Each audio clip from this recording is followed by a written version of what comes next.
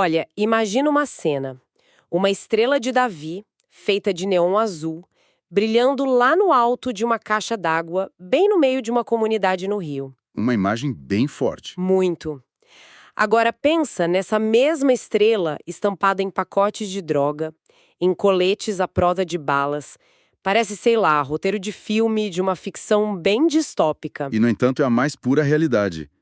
Essa imagem, assim, ela captura perfeitamente a essência do que a gente vai analisar hoje. É uma fusão que à primeira vista parece impossível. Exatamente. E é por aí que a gente vai.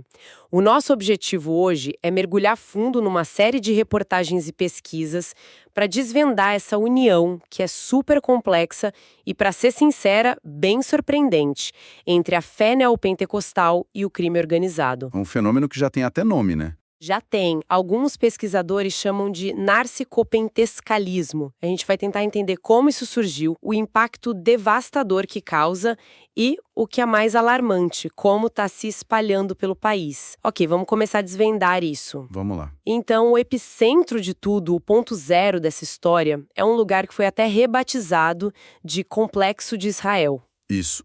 É um conjunto de 5 comunidades ali na zona norte do Rio.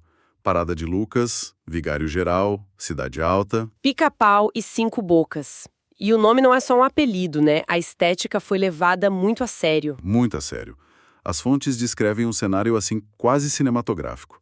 Muros pintados com a bandeira de Israel, grafites com passagens da Bíblia, frases tipo Deus vivo de Israel. E a própria facção adotou um nome bíblico, Tropa de Arão, uma referência direta ao irmão de Moisés, o primeiro sumo sacerdote.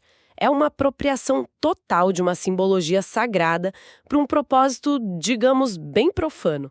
E essa identidade toda não foi algo que, surgiu naturalmente. Foi uma imposição, né? Totalmente. As reportagens apontam para uma figura central nisso tudo. O chefe do tráfico local, o Álvaro Malaquias Santa Rosa, mais conhecido como Peixão. Ele é um dos líderes da facção Terceiro Comando Poro, o TCP. Basicamente o arquiteto dessa teocracia do crime. O que é fascinante e ao mesmo tempo assustador na estratégia do Peixão é o poder do símbolo. Chamar o lugar de Complexo de Israel é evocar a ideia de terra prometida, sabe? Claro. Isso transforma uma área de domínio do tráfico num território sagrado, um território escolhido. Não é só decoração, é uma declaração de poder. E a figura dele, do Peixão, é um enigma. Como assim? Ele tem, sei lá, uns 20 mandados de prisão por crimes gravíssimos, homicídio, tortura. Mas, curiosamente, ele nunca passou pelo sistema carcerário. Ele opera como um fantasma, o que só aumenta essa aura de poder dele. E isso nos leva direto para a questão mais complexa de todas.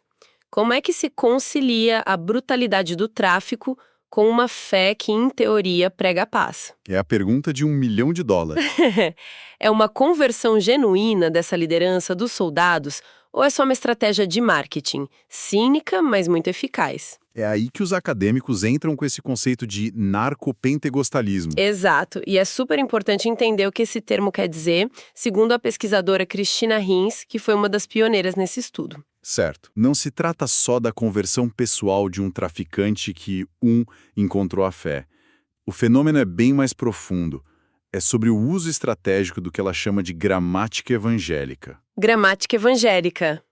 Gostei do termo. É isso. Basicamente, é usar a linguagem, os símbolos, os rituais da fé evangélica como uma ferramenta de poder. Uma ferramenta com vários usos, imagino. Precisamente.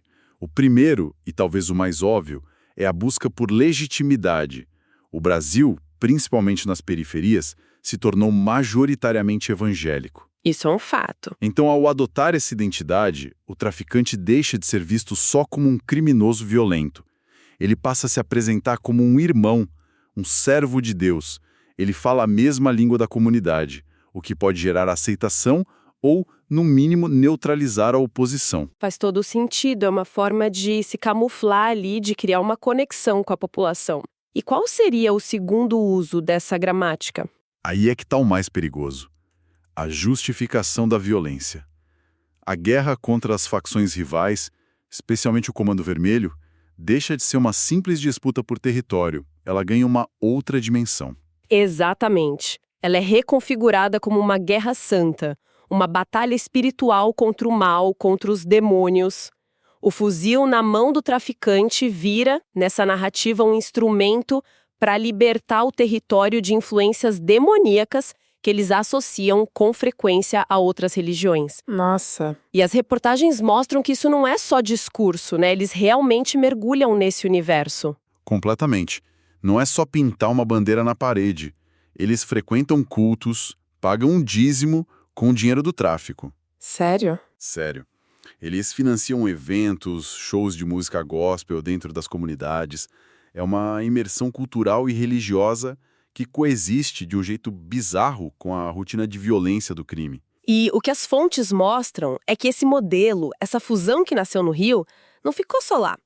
Virou um tipo de produto de exportação. Uma franquia do crime, que está se espalhando pelo Brasil. Exato. E a velocidade com que isso acontece é assustadora. Um levantamento da ABIN, a Agência Brasileira de Inteligência, já classifica o TCP como o terceiro grupo emergente no contexto nacional. Então eles já estão logo atrás dos gigantes, PCC e Comando Vermelho. Exatamente. Isso mostra que não é mais um fenômeno isolado do Rio. É uma força em plena ascensão no país. As fontes mapeiam essa expansão. A gente está falando de, pelo menos, outros 9 estados. Ceará, Bahia, Minas Gerais, Espírito Santo. E até lugares mais distantes, como o Acre e Amapá. A estratégia parece ser muito calculada. É uma estratégia de predador, sabe? Como assim? O TCP identifica facções locais que estão enfraquecidas, seja por brigas internas ou por pressão da polícia, e oferece uma aliança. Eles entram com dinheiro, armas e principalmente com essa nova ideologia. Foi o que aconteceu no Ceará, na aliança com os Guardiões do Estado, a GDE. E é no Ceará que as fontes trazem um dado que, para mim, mostra o tamanho do potencial disso. Qual dado? Um censo da população carcerária do estado. Ele mostrou que 43,2% dos presos se declaram evangélicos. Quase metade. Nossa, é muita gente. Isso cria um terreno incrivelmente fértil para a ideologia do TCP se espalhar, dentro e fora dos presídios. É tempestade perfeita. Você tem uma facção com uma identidade religiosa forte buscando gente nova e um sistema prisional onde quase metade da população já compartilha dessa mesma fé. A prisão vira um campo de recrutamento. Um campo de recrutamento e de doutrinação em massa. E o resultado dessa expansão toda é a exportação da Guerra do Rio para o resto do Brasil. O impacto na vida das pessoas é brutal. As descrições são aterrorizantes. Escolas fechadas por dias por causa de tiroteio. E tem um caso extremo de um vilarejo em Morada Nova, no Ceará, que virou uma cidade fantasma. Eu li sobre isso. Os moradores foram expulsos de casa no meio do conflito entre as facções. É a vida cotidiana sendo sequestrada por essa guerra. E se a gente conecta isso tudo, o que a gente está vendo é um redesenho do mapa do crime. Uma facção com uma identidade religiosa específica ganhando força nacional. E com ela um novo tipo de conflito. Uma guerra justificada não só pelo lucro, mas por uma retórica de batalha espiritual. E essa batalha espiritual tem um alvo bem claro, né? Um lado extremamente sombrio, que é a perseguição a outras religiões. Sem dúvida. As reportagens são explícitas sobre ataques violentos a terreiros de Umbanda, de Candomblé. É uma brutalidade sistemática. Invasão, destruição de templos, que depois são pichados com a frase "Jesus é o dono do lugar". Essa intolerância não é um efeito colateral, ela é central na estratégia. Funciona como uma demonstração de domínio territorial absoluto. A mensagem é clara: nesse território a gente não controla só o crime, a gente controla a sua fé também. O que cria um ambiente de medo tão grande que até as celebrações católicas, que sempre ocuparam espaços públicos, ficaram mais discretas, mais restritas. É um controle social completo. Exato. E aqui é fundamental a gente colocar isso num contexto histórico. A pesquisadora Viviane Costa sugere o termo narcorreligião. Narcorreligião? Isso. Ela argumenta que a relação entre crime e religião no Brasil sempre existiu. O que a gente está vendo é uma mudança de roupagem, não a invenção dessa relação. Essa perspectiva é muito importante. Mostra que não é uma invenção, mas uma adaptação. O crime sempre buscou uma legitimação espiritual. O que mudou foi o idioma dessa espiritualidade. Perfeito. Nos anos 80, 90, a estética era outra. Era comum traficante buscar proteção em entidades de religiões afro-brasileiras.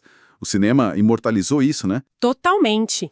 Quem não lembra da cena de Cidade de Deus, quando o Dadinho vai no terreiro para fechar o corpo e vira o Zé Pequeno? Claro, Dadinho é o C. Meu nome agora é Zé Pequeno. É uma cena que define uma era. Aquele era o imaginário de poder espiritual da época. Era a estética dominante. Exatamente. Tinha altar para santo e para entidade nos morros. A troca dessa simbologia pela estrela de Davi e pelos versículos da Bíblia não aconteceu do nada. Ela reflete uma transformação profunda da própria sociedade brasileira, que ficou muito mais evangélica nas últimas décadas. E o crime, como sempre, foi pragmático e se adaptou a essa nova paisagem cultural. Exato, para manter sua influência. O que me faz pensar como a comunidade evangélica tradicional, os pastores das igrejas, como eles reagem a isso? Imagino que a ideia de um traficante evangélico que não larga o crime seja, no mínimo, controversa. Controvérsia é pouco. As fontes apontam para uma rejeição fortíssima, quase visceral. Para a maioria dos pastores e fiéis, associar o nome de Cristo ao tráfico é uma heresia, uma contradição inaceitável.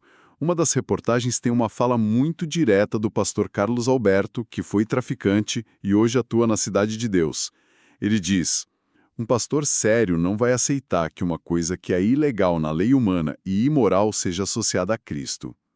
É uma linha bem clara, e a lógica teológica por trás disso é clara. Na visão da maioria das igrejas, a conversão de verdade exige arrependimento, e o principal sinal desse arrependimento seria abandonar o crime. Não dá para ser as duas coisas. Na visão deles, não. Continuar no tráfico, lucrando com a violência, e ao mesmo tempo se dizer cristão é uma impossibilidade teológica. Uma coisa anula a outra. Mas é aí que entra a perspectiva dos pesquisadores, que não estão interessados nesse debate teológico, mas no fenômeno social, certo? Exatamente. O objetivo do trabalho acadêmico é descrever e analisar o que está acontecendo no mundo real. E, na realidade, esses criminosos se identificam como evangélicos e usam essa identidade. Então a análise é sobre as consequências disso. Isso.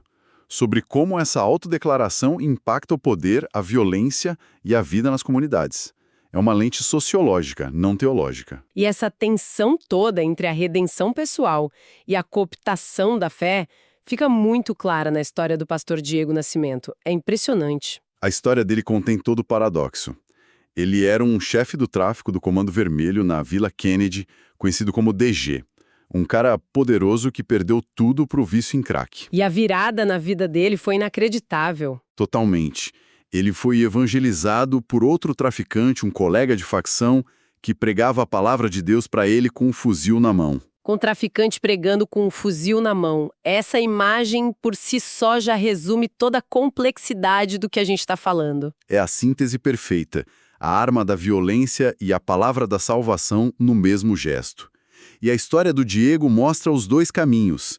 Ele se converteu de verdade, largou o crime e hoje é pastor. Ele acredita que os dois mundos são incompatíveis. Firmemente.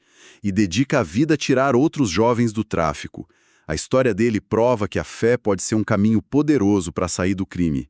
Mas, ao mesmo tempo, a conversão dele nasceu num ambiente onde essa gramática evangélica já tinha sido totalmente cooptada por quem continuava no crime. É genuína para uns, com uma estratégia de poder muito calculada para outros. Envolve violência extrema, intolerância, mas também a possibilidade real de transformação.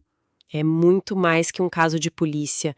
É um espelho complexo e perturbador das transformações sociais e religiosas do Brasil. Então, o que tudo isso significa para o futuro? Significa que a gente está diante de uma encruzilhada. As fontes mostram o que pode ser só a ponta do iceberg. Aquele dado do Ceará dos 43% de presos evangélicos não é só uma estatística, é um prognóstico. E isso nos deixa com uma reflexão final e um tanto inquieta, que seria a seguinte: à medida que a fé evangélica continua essa expansão avassaladora dentro e fora dos presídios, que novas dinâmicas de poder a gente vai ver surgindo? Será que o modelo do TCP, que usa a fé como arma, vai virar a nova norma para o crime organizado? Essa é a questão.